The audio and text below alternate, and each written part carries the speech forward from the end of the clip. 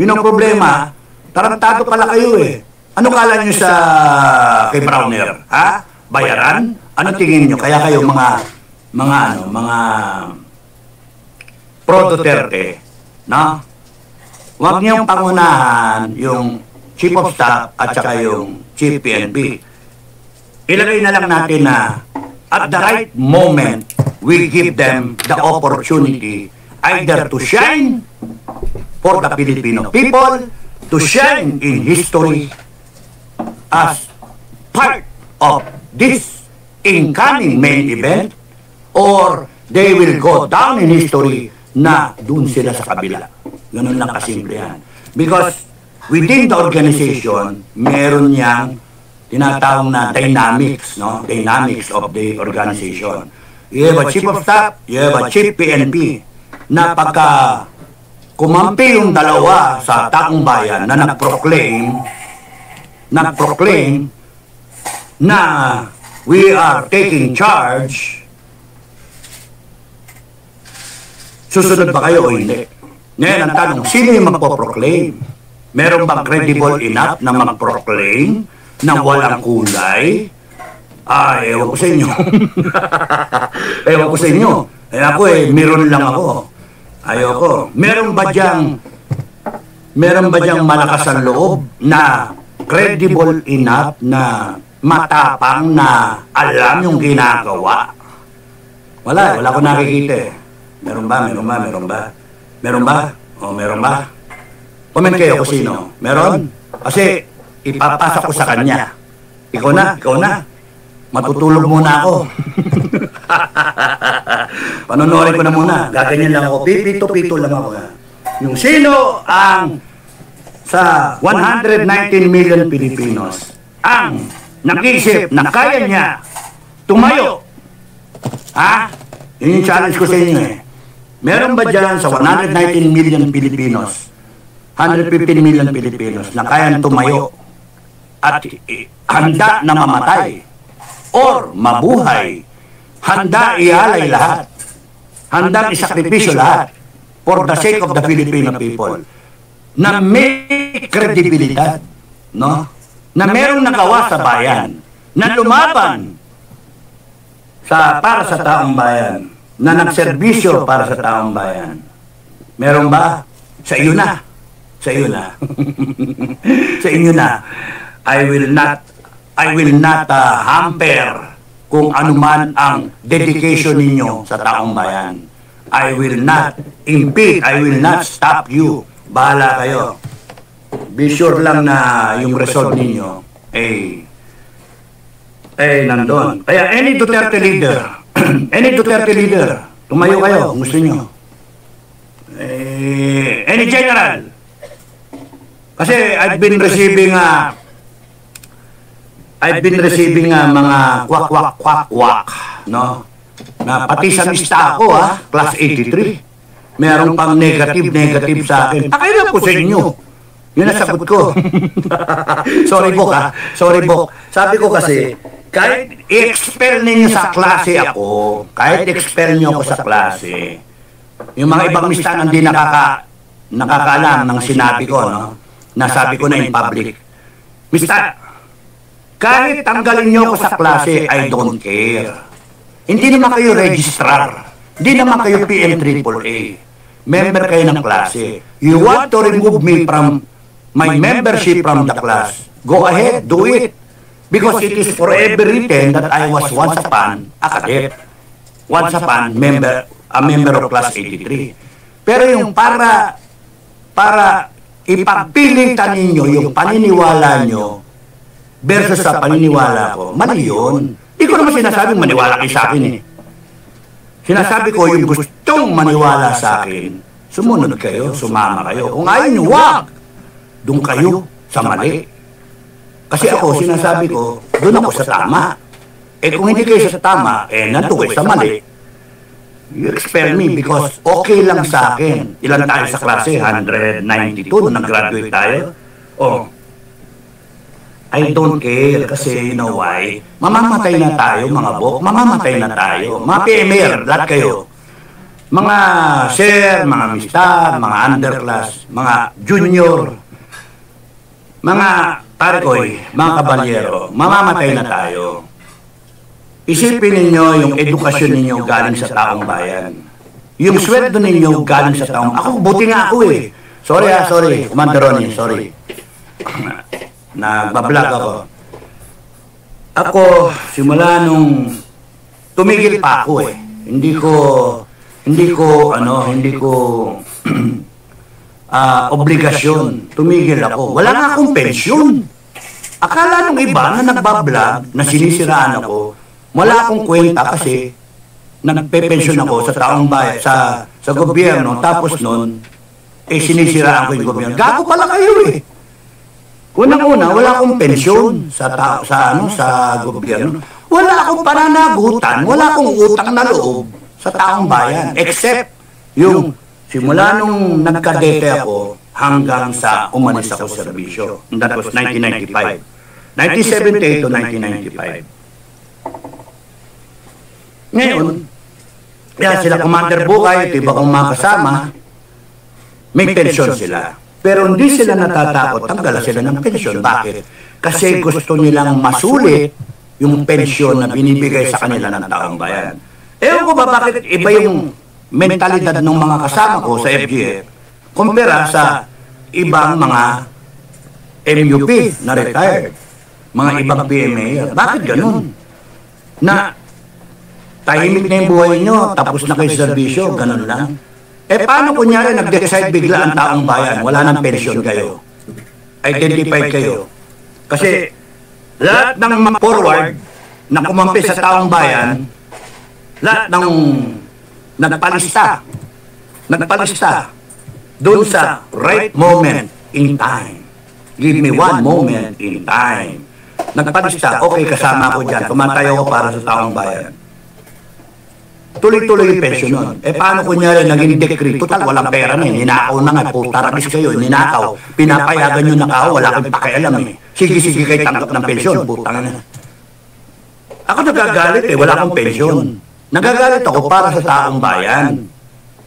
Tapos sinahayaan nyo, okay lang sa inyo. Nakawin ng pera ng taong bayan. Pinipiga ang taong bayan. Na maraming problema. Tapos hinahayaan lang. Tapos palalabasin pa ang tarantado Duterte at itong mga kriminal sa Congress, sila ang hindi tarantado, na si Marcos ang magaling na presidente. Kung ganyan ang gusto nyo, sige lang, defend him to the death, defend him because hindi ako papayag na malugmok ang Pilipinas ng ganito. We have to stand up at marami kami, mga retired. Marami nagsisignify sa akin. Hinihintay lang yung hudyat. Hinihintay lang ang hudyat. At walang ano dito. Walang upper class, underclass. Puta na, basta kayo para sa taong bayan. Kampi kayo. Yun lang naman eh. Pick a side. Taong bayan. O doon kayo. Sa mga mali. Hindi na ito usapin ng Marcos Duterte. Hindi. Usapan to ng Pilipinas, nasa delikado, narco-communist state, bangkarote.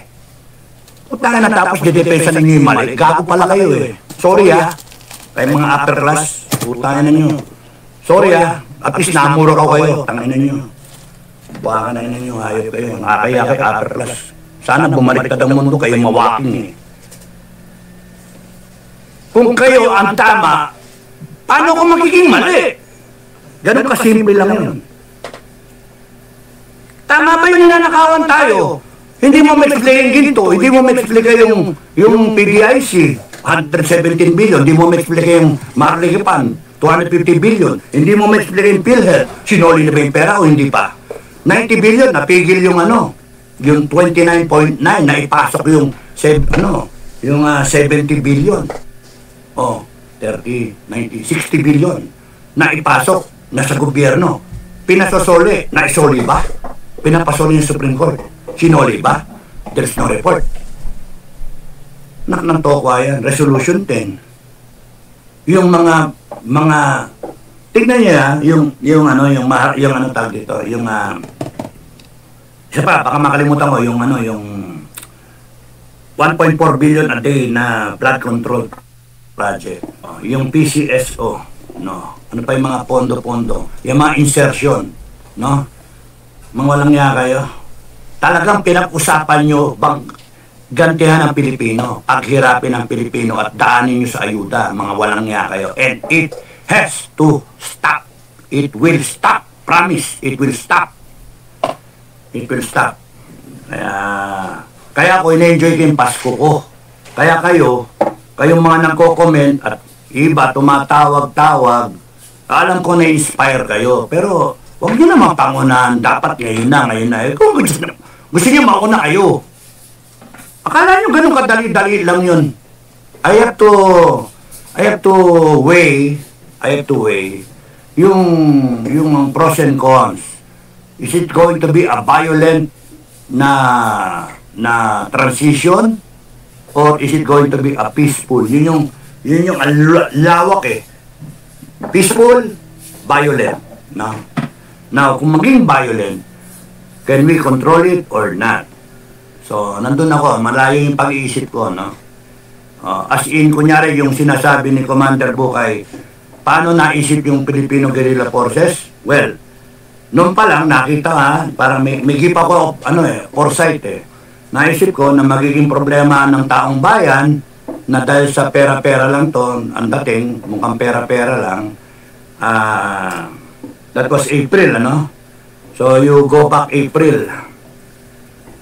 Parang ang taong bayan matatakot sa armed forces tsaka sa PNP. At tsaka parang siyempre, kung ako man yung administration, ang gagawin ko, babayaran ko yung mga commander ng AFP tsaka PNP. Para sunod-sunod niya sa akin. And ang pinaka-full demonstration on was paano ginawa ng KOJC na sa KOJC institution, binayolate ng isang institution who is supposed to serve and protect. Di ba? Magkumanda kayong mga nag-participate dun sa KJC. The moment we proclaim the Filipino, when the Filipino people proclaim, kasama kayo Kaya, and to shine in history. No, sabi ko nga, kaya na-create yung Filipino Guerrilla Forces kasi nakikita namin na sino magdedepensa sa Pilipino, kawawa naman kung nagkagulo tayo with China. So, ayun. And then, paano natin susupilin yung korupsyon? Kung sakasakaling dumating tayo sa punto na magkaroon tayo ng main event. Saan tatakbong taong bayan? Filipino Guerrilla Forces. So, yung mga gusto sumali sa grupo namin, sumali lang kayo. Yung nasa OFW, nasa abroad, sumali kayo itong kay Kevin Duldulao. No? Kevin Duldulao sa Facebook. Kayo man nagko-comment na W, i-guide ninyo yung mga kasamahan, sagutin nyo na kung may nakita kayo nagtatanong. At yung mga nasa Pilipinas na gusto sumali sa FGF, i-guide din nyo, pwede ba? Hindi na namin mababasa lahat eh. Yun na lang tulong nyo. Sagutin ninyo kung paano sumali dito. Kung sino ko kontakin, si Commander Reggie at saka yung telephone number niya. And then, kung paano yung sistema, no? At saka ito, hindi yung saling saling pusa o saling for the magpipiknik, hindi. Pagka nag-signify kayo sa Filipino Guerrilla Forces, you are committing yourself, nagbo-volunteer kayo. Volunteer. Walang pera-pera, walang ano-ano. You share a bit of your time, your energy, or a drop of your blood if kailangan, or a pint of it kung kinakailangan. Para sa pamilyang Pilipino, para sa barangay ninyo, depensa ng barangay, para sa bansang Pilipinas. And you're doing it all for God. No, for God and country. So, nandiyan ang Filipino Guerrilla Forces para FGF ang pangalan. Pero kung titingnan niyo yung acronym ng FGF, no? It also means Filipinos going forward. It also means future generations of Filipinos. So, yung ginagawa ng FGF, na Filipino Guerrilla Forces, it is doing everything for the future generations of Filipinos, FGF. So, kung kinakailangan na tumayo, one day, tatayo kami. Huwag niyong pangunahan. Hindi pa ako tumatayo. Nakaupo pa nga ako eh. Gusto kong kumain ng fruit salad. Gusto kong kumain ng cake. Braso de Mercedes. Enjoy yung Christmas. Kain ako ng mga puta ng pangsakit sa batok. No? Patatim. Crispy pata. Araw-arawin ko. And then sa takdang oras, ready na ako. Doon ako magde-decide. Bababa ako ng Manila and I will declare. Ganun kasimple. At yung gustong sumali sa akin, yung gustong sumunod sa akin, para sa ikagaganda ng bansa natin, sumali kayo. Walang pilitan. Diba? Kaya, kumbaga sa gladiator, bigay mo na muna lahat. Yung pangangailangan ng gladiator, wala nga chicks eh. Panay tuta eh, panay mga aso eh. Halika. Panay mga aso eh. Ba't ka nanginginig? Panay mga aso. Hindi na virgin to. Hindi na virgin. Paraducci. Si Para. So, in-enjoy ko. Kasi, kung kinakailangan na makipagpatayan ako. Ganun lang kasimple, no? So, I'm just going to decide the extent of violence that will be employed. Nandun na ako, ha? Kaya kayong mga nagsisiga-siga, nagtatapang-tapang, huwag niyo kong tatakutin. Ha? Huwag niyo kong tatakutin. Hanip kayo? Hindi pwede yung mali ang iiral. Hindi pwede na kayo, binoto lang kayo ng taong bayan. Ito lang kayo. Constitution ito. Binabaliktad niyo yung Constitution, ginagamit niyo laban sa taong bayan. Pag tumayo ako, tatayo ang taong bayan. That's how confident I am. Na? Pinagre-relax ko lang yung taong bayan. Na? Kaya kayo, na may mga masasamang intention, mag-isip-isip kayo.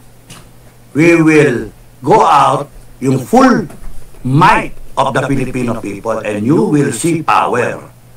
The full power of the Filipino people, makikita ninyo.